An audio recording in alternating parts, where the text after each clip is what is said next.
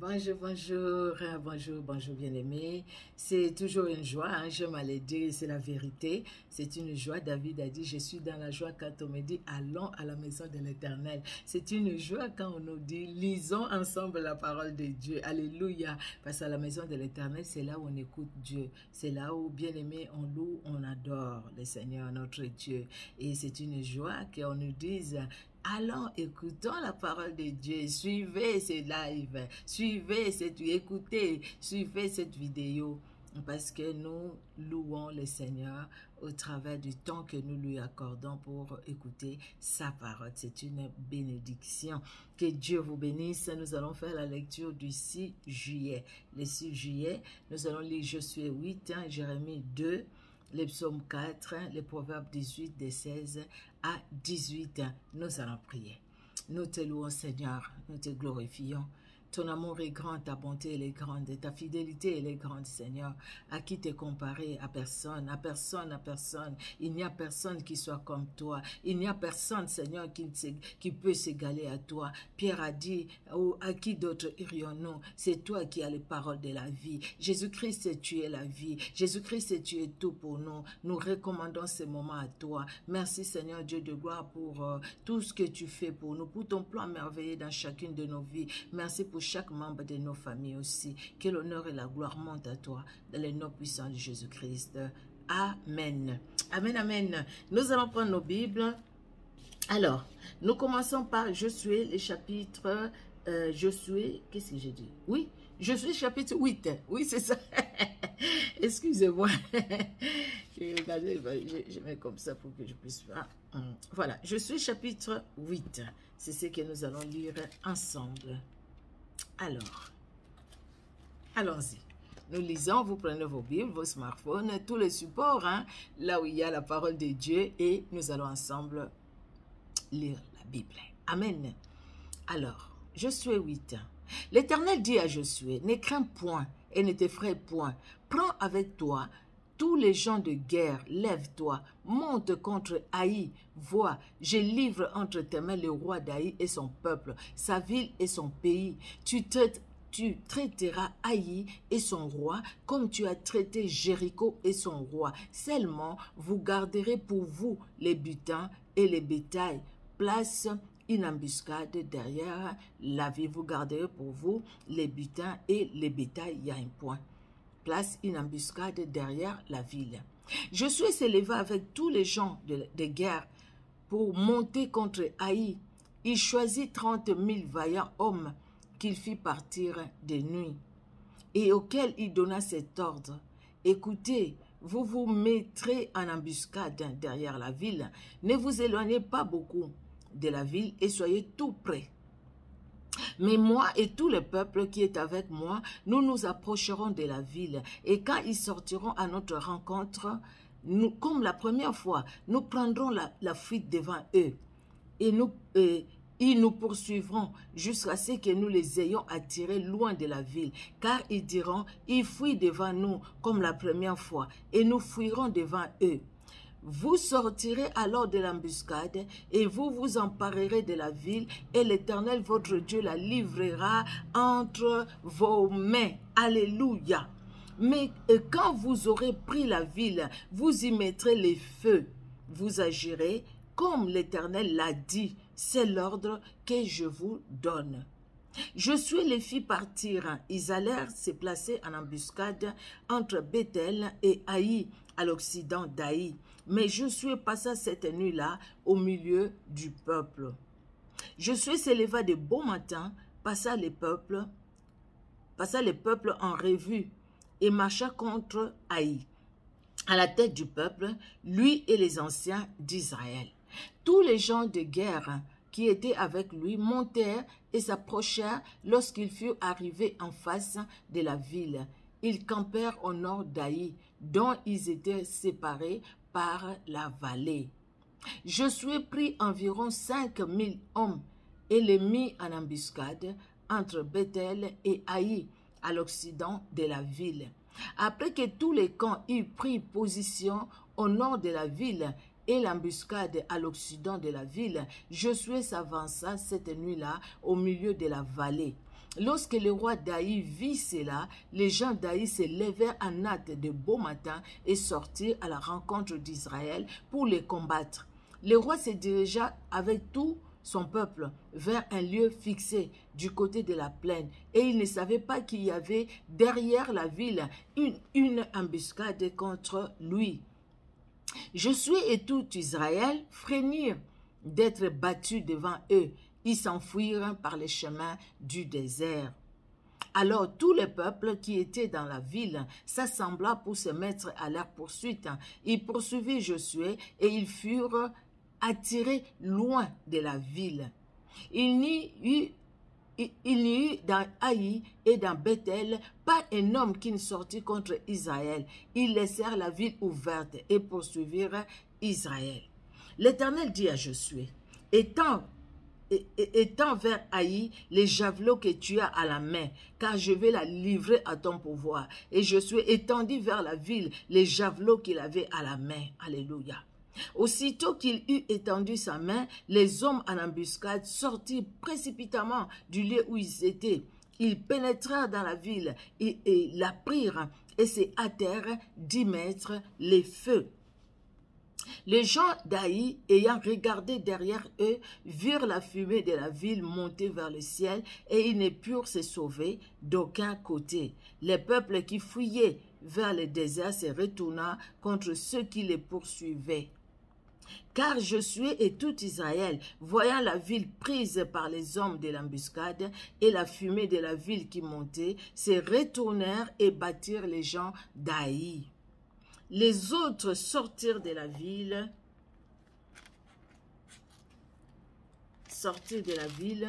à leur rencontre, et les gens d'Haï furent enveloppés par Israël de toutes parts. Israël les battit sans leur laisser un survivant ni un fuyard.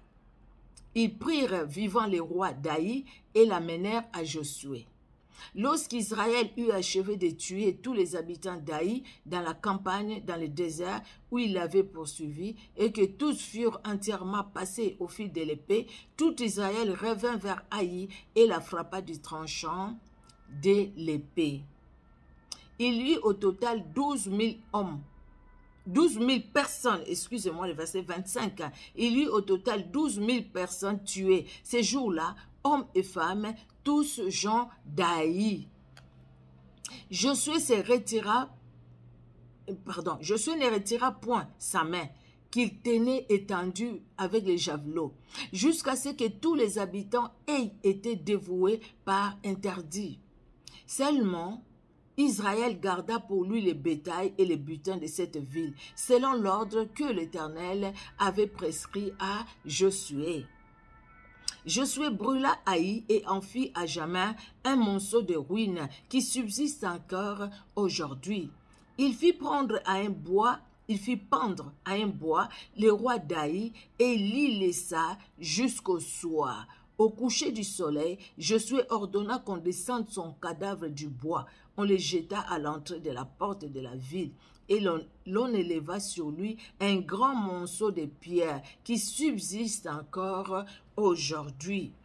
Alors Josué bâtit un autel à l'Éternel, le Dieu d'Israël, sur le mont Ébal. Comme Moïse, serviteur de l'Éternel, l'avait ordonné aux enfants d'Israël, et comme il est écrit dans les livres de la loi de Moïse, c'était un autel de pierres brutes, sur lesquelles on ne porta point les fers. Ils offrirent sur cet autel des holocaustes à l'Éternel, et ils présentèrent des sacrifices d'action de grâce. Et là, Josué écrivit sur des pierres une copie de la loi que Moïse avait écrite devant les enfants d'Israël. Tout Israël, ses anciens, ses officiers et ses juges se tenaient de deux côtés de l'arche, devant les sacrificateurs. Les Lévites qui portaient l'arche de l'alliance de l'Éternel, les étrangers comme les enfants d'Israël étaient là, moitié du côté du mont Garizim, moitié du côté du mont Ébal, selon l'ordre qu'avait précédemment donné Moïse, serviteur de l'Éternel, de bénir le peuple d'Israël. Josué lut ensuite toutes les paroles de la loi, les bénédictions et les malédictions, suivant ce qui est écrit dans les livres de la loi. Il n'y eut rien de tout ce que Moïse avait prescrit que Josué ne lise en présence de toute l'assemblée d'Israël, des femmes et des enfants et des étrangers qui marchaient au milieu d'eux. Alléluia, notre Dieu est vraiment merveilleux, il est bon, il est redoutable. Les grands problèmes, quand nous lisons, nous comprenons, le grand problème, c'est vraiment l'obéissance. Autrefois, ils avaient fui devant Haï. Dieu leur demande la repentance. Vous voyez, il n'y a pas d'obéissance sans repentance au fait. Quelqu'un qui se dit obéir à Dieu, c'est quelqu'un qui a donné tout son cœur à Dieu. Quelqu'un qui se dit obéir à Dieu ne peut pas marcher un pied dedans, un pied dehors. Ne peut pas suivre 2 mètres à la fois. Donc c'est quelqu'un qui a ses 2 pieds dans le Seigneur Jésus-Christ et dans la parole de Dieu. En dépit des faiblesses que nous avons bien aimées dans notre chair. Ils ont fui devant Haï, mais maintenant, c'est Haï qui est pris au piège parce que Dieu a ordonné. Vous voyez, pour Moïse, Dieu lui demande de lever les bâtons qu'il avait en main pour Josué, les javelots. Il a laissé ces javelots-là, la main était là.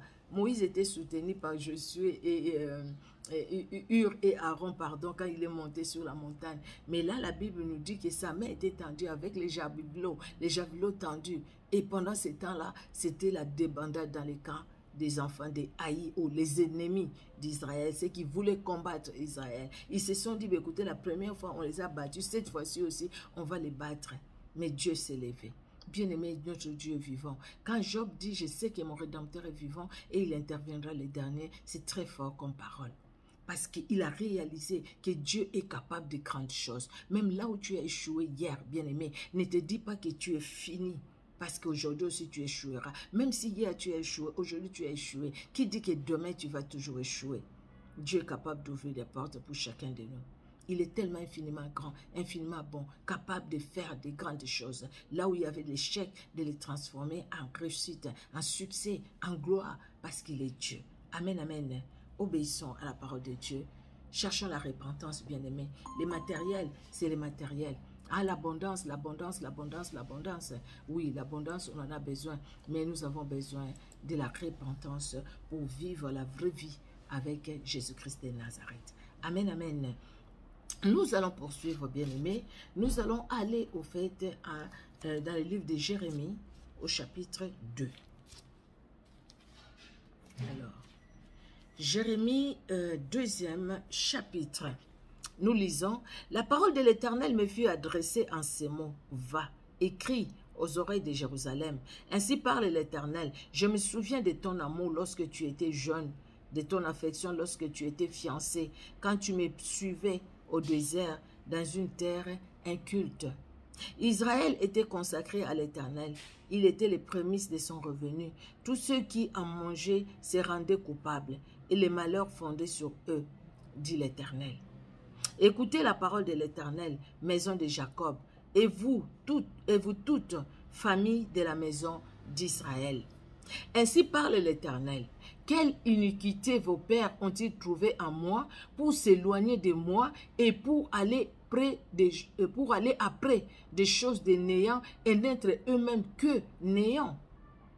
Ils n'ont pas dit où est l'Éternel qui nous a fait monter du pays d'Égypte, qui nous a conduits dans le désert, dans une terre aride et pleine de fosses, dans une terre où règne la sécheresse et l'ombre de la mort, dans une terre par où personne ne passe et où n'habite aucun homme. Je vous ai fait venir dans un pays semblable à un verger, pour que vous en mangez les fruits et les meilleures productions. Mais vous êtes venus et vous avez souillé mon pays et vous avez fait de mon héritage une abomination. Les sacrificateurs n'ont pas dit où est l'Éternel. Les dépositaires de la loi ne m'ont pas connu. Les pasteurs m'ont été infidèles. Les prophètes ont prophétisé par Baal et sont allés après ceux qui ne sont d'aucun secours. C'est pourquoi je vais encore contester avec vous, dit l'Éternel. Je vais contester avec les enfants de vos enfants. Passez aux îles de Kittim et regardez. Envoyez quelqu'un à Kédar, observez bien et regardez s'il n'y a rien de semblable. Y a-t-il une nation qui change ses dieux quoiqu'il ne soit pas de Dieu. Et mon peuple a changé sa gloire contre ce qui n'est d'aucun secours. Cieux, soyez étonnés de cela, frémissez d'épouvante et d'horreur, dit l'Éternel. Car mon peuple a commis un double péché. Ils m'ont abandonné, moi qui suis une source d'eau vive, pour se creuser des citernes crévassées qui ne retiennent pas l'eau. Israël est-il un esclave, acheté ou né dans la maison? Pourquoi donc devient-il une proie? Contre lui, les lionceaux rugissent, poussent leurs cris, et ils ravagent son pays. Ses villes sont brûlées, il n'y a plus d'habitants. Même les enfants de Nop et de Tachpanès te briseront les sommets de la tête. Cela ne t'arrive-t-il pas parce que tu as abandonné l'Éternel ton Dieu lorsqu'il te dirigeait dans la bonne voie? Et maintenant, qu'as-tu à faire d'aller en Égypte pour boire l'eau du Nil? Qu'as-tu à faire d'aller en Assyrie pour boire l'eau du fleuve? Ta méchanceté te châtiera et ton infidélité te punira. Tu sauras et tu verras que c'est une chose mauvaise et amère d'abandonner l'Éternel ton Dieu et de n'avoir de moi aucune crainte, dit le Seigneur, l'Éternel des armées.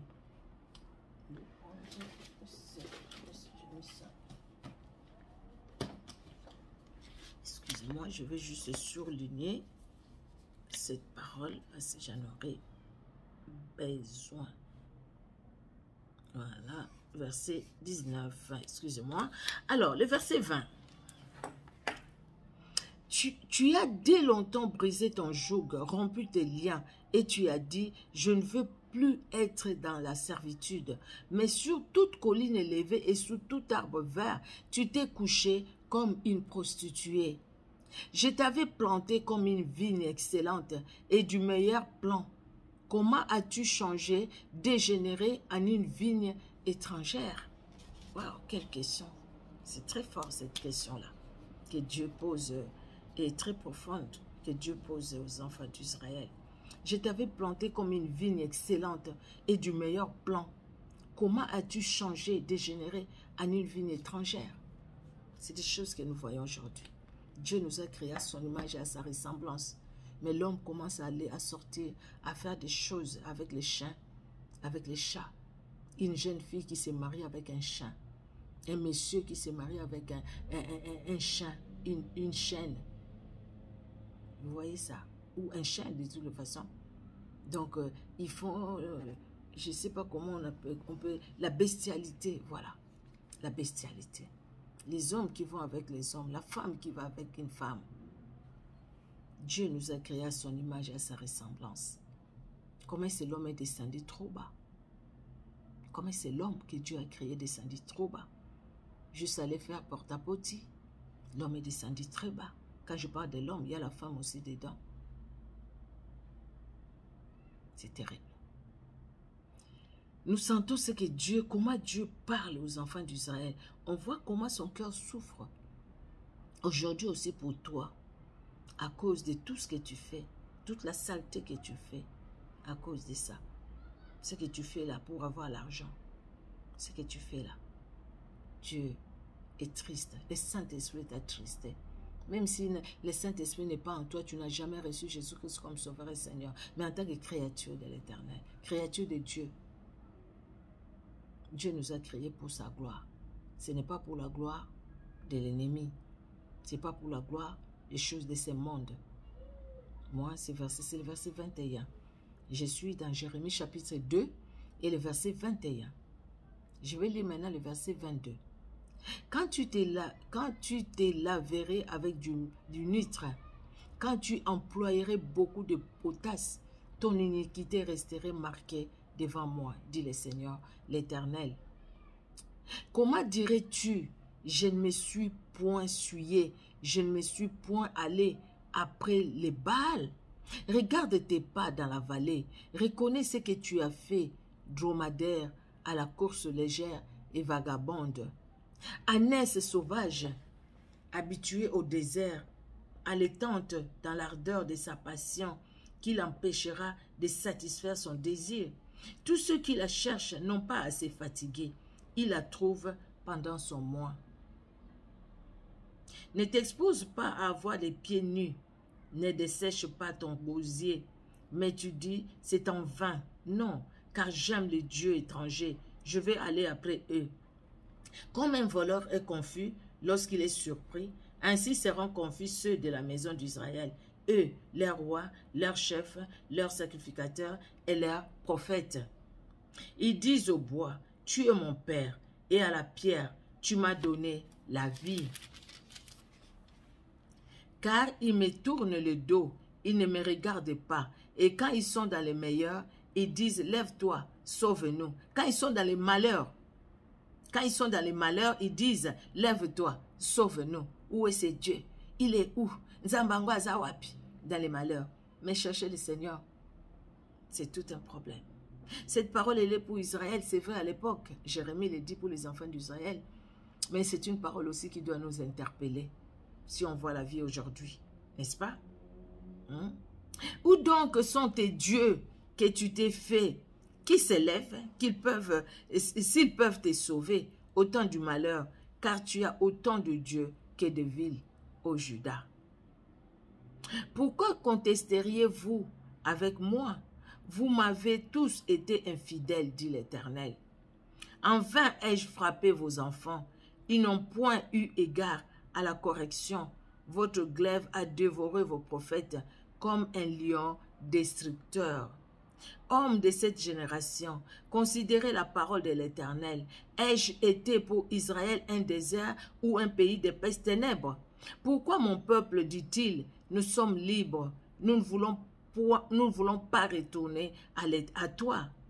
La jeune fille oublie-t-elle ses ornements, la fiancée sa ceinture, et mon peuple m'a oublié depuis des jours sans nombre.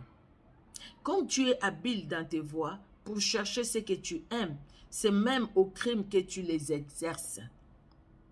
Jusque sur les pans de ton habit se trouve le sang de pauvres innocents que tu n'as pas surpris faisant effraction. Malgré cela, tu dis, oui, je suis innocente. Certainement, sa colère s'est détournée de moi. Voici, je vais contester avec toi, parce que tu dis, je n'ai point péché. Pourquoi tant d'empressement à changer ton chemin? C'est de l'Égypte que viendra ta honte, comme elle est venue de la Syrie. De là aussi tu sortiras, les mains sur la tête, car l'Éternel rejette ceux en qui tu te confies, et tu ne réussiras pas auprès d'eux. Tu ne réussiras pas auprès d'eux. Va chercher ce que tu cherches. L'homme cherche ce qu'il cherche. Il cherche la satisfaction dans les animaux. Mais tu ne réussiras pas dans ce que tu fais. Au jour du malheur, tu vas demander à ce que les prophètes prient pour toi, les pasteurs, les évangélistes prient pour toi. Maintenant que tu es en bonne santé, loue le Seigneur. Maintenant que tu es en bonne santé, cherche la face de l'Éternel. C'est une très bonne chose. Alléluia. Nous allons aller, bien-aimés, dans le Seigneur et dans le psaume 4. Le psaume 4. C'est une joie de lire la parole de Dieu. Nous aimons le Seigneur. Nous aimons sa parole. Alléluia. Le psaume chapitre 4. Au chef des chantres, avec instrument à cordes, psaume de David. Quand j'écris, réponds-moi, Dieu de ma justice. Quand je suis dans la détresse, sauve-moi. Aie pitié de moi. Écoute ma prière. Fils des hommes, jusqu'à quand ma gloire sera-t-elle outragée? Jusqu'à quand aimerez-vous la vanité? Chercherez-vous les mensonges? Jusqu'à quand? Sachez que l'Éternel s'est choisi un homme pieux. L'Éternel entend quand je crie à lui. Tremblez et ne péchez point. Parlez à vos cœurs sur votre couche, puis taisez-vous. Offrez des sacrifices de justice et confiez-vous à l'Éternel. Plusieurs disent, plusieurs disent, qui nous fera voir le bonheur? Fais lever sur nous la lumière de ta face, ô Éternel. Tu mets dans mon cœur plus de joie qu'ils n'en ont quand abondent leurs froment et leurs mou. Alléluia. Je me couche et je m'endors en paix, car toi seul, ô Éternel, tu me donnes la sécurité dans ma demeure. La sécurité dans ma demeure. Alléluia. Nous allons finir, bien-aimés, par le livre des Proverbes au chapitre 18. Alors, Proverbe 18, 16 à 18. Proverbe 18, 16 à 18, nous lisons. Les présents d'un homme lui élargissent la voie et lui donnent accès auprès des grands. Les premiers qui parlent dans sa cause paraît juste. Vient sa partie adverse et on l'examine. Les sorts fait cesser les contestations et décide entre les puissants. Je vais relire, 16 à 18. Les présents d'un homme lui élargissent la voie et lui donnent accès auprès des grands.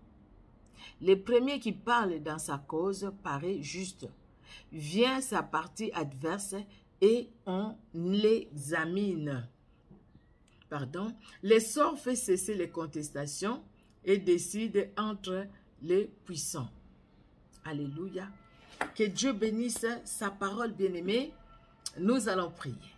Nous te louons, Seigneur, pour ta parole éternelle. Merci pour là où nous avons compris. Merci aussi pour là où nous n'avons pas compris. Parce que le Saint-Esprit est à l'œuvre. Il nous aidera, Seigneur, afin que nous puissions comprendre même un verset, même juste, Seigneur Dieu de gloire, de tous les passages lus, un seul verset où toi tu veux nous parler. Merci, merci Seigneur.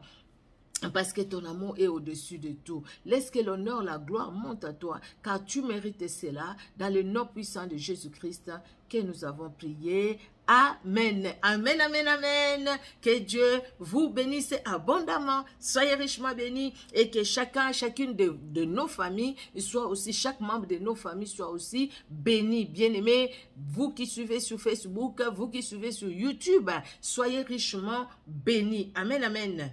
Au revoir.